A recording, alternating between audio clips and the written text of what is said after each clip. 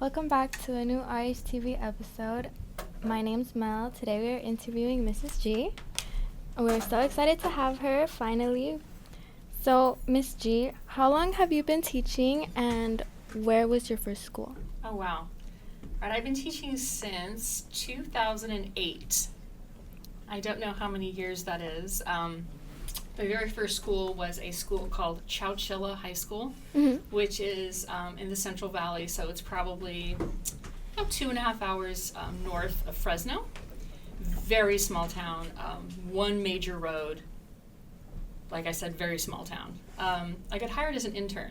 So I finished my classes, and then you have two options. You can either student teach, or you can become an intern, and they're both worth credit.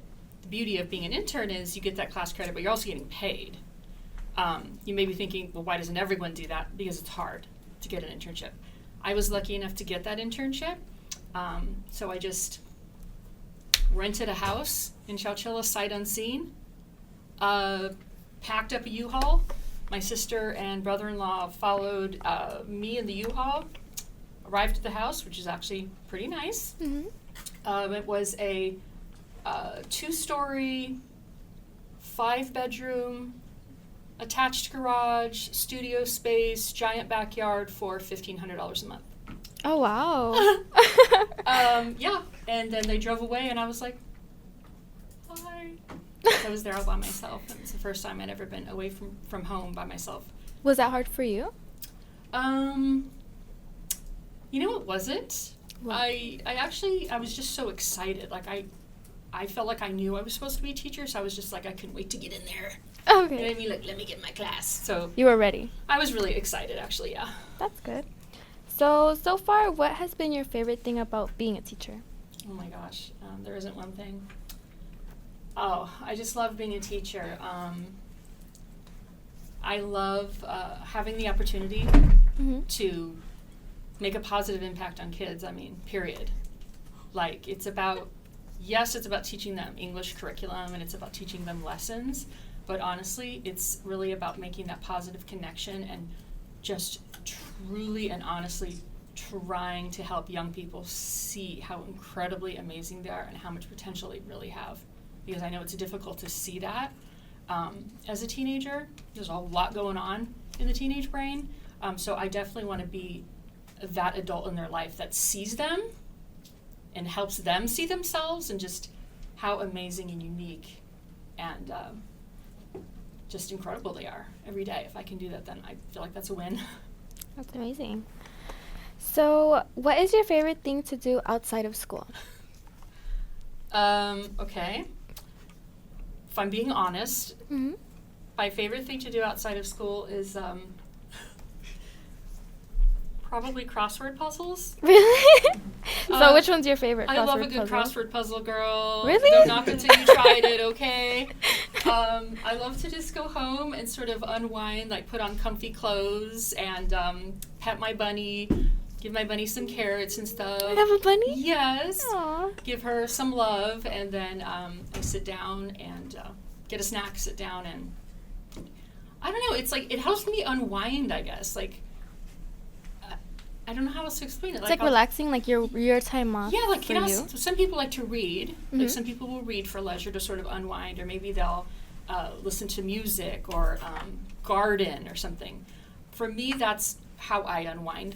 So I just like to do a couple of crossword puzzles, and then, yeah, pretty much during the week, I don't really do much, except on Monday, I volunteer and I call bingo. I'm a bingo Oh. caller, yeah. You weren't like, you don't get scared to be like, bingo, like. Actually, no, because I'm a teacher. I think Oh. I don't get as shy to say it. And it's just calling numbers, and, you know, it's a lot of people will tell me, it's like, oh, you have such a clear voice, you're like the most clear caller. And I'm thinking in my head, it's like, well, it's because I'm a teacher. What about the first time, your first experience, like entering a classroom and like having to teach, how was that? Okay, so I actually have a story about that. So my first time, this is before I was an actual teacher, I was a sub. So while I was going to school to get my credential, I wanted to be a teacher, but I wanted to make sure whether I should get a multi-subject or single subject, so that means either teach elementary or high school. in my heart, I had thought high school, but I wanted to make sure because it's, it's expensive to go to school. Yeah. Didn't want to make sure. So I worked at like a 2nd and 5th grade school, and oh my gosh, I just loved those kids so much. Ooh, it's adorable, but it's a lot teaching little kids because you can't just like instruct and then give them time to work on it. You have to like every second be on them, so it was exhausting. So while I was subbing, it was my first day subbing in high school. And they don't really give you any training to sub. It's basically just get right in there. Right. It's basically like, make sure the kids are safe and that's it. So, but I wanted to be a teacher, so I was trying to practice and stuff.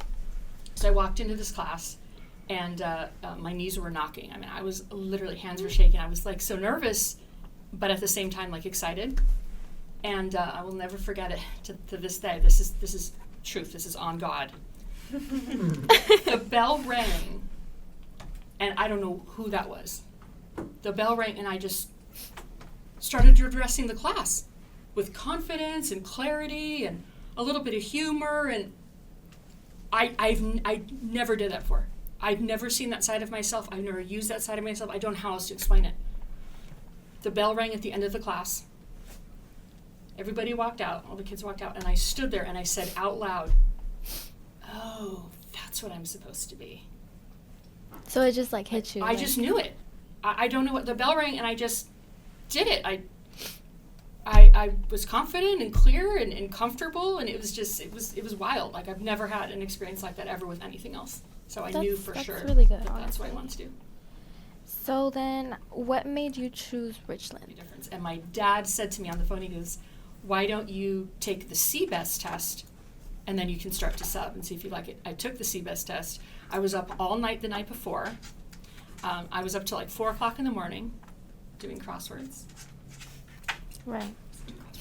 And I didn't even study, went in, took the test, aced it, and then I had that experience I told you about in that first day in the classroom. So I then had to go back to school. I got my bachelor's in journalism from Cal State Fullerton, and then I went back to National, and that's where I had to make sure, is it multi-subject or single subject, because I already got this degree in journalism that I don't really want to use now. So then I went to National University and got my teaching credential there, and then ultimately got my master's from National as well, master's in education with an emphasis in cross-cultural teaching. Wow. Okay. Yeah. So what impact do you wish to have on Richland and your students? That's Or just anyone in general. Being here, like, what would you want someone to say, like, wow, Miss G really, like, well, what's your goal? Honestly, that Miss G, sorry. Just that Miss G made a difference in my life, that Miss G, showed me what I could do. Miss G helped me through something. Miss G always believed in me.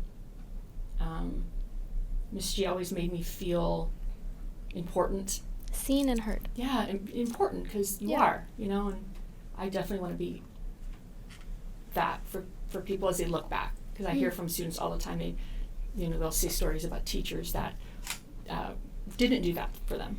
Yeah. Who made them feel bad or said things. It's very effectual. Like you have a really big, important impact on young people. So you have an opportunity to either make that a good one or a bad one. And I definitely want that to be a positive. Okay, so to wrap it up, Mrs. G, unfortunately, do you have any last words for our condors? Yes, of course. Make great choices, change for the better, and don't forget the score. We are Right. We are Richland. We are Richland, yeah. Just to remember that you're not here because you are a failure. You're here because you have failed at something, but you are not a failure just because you failed at something. Does that make sense? Yeah. I failed math in college, but I'm not a failure. I failed that particular thing, but that doesn't define me. And because you might have failed at something in the past does not define you, does not make you a failure. I love that. I love that so much, actually. Okay. Well, thank you so much for being course. here. We loved having you. Yes. Thank you so. Thank you, sweetheart. Thank you. Now back to the studio.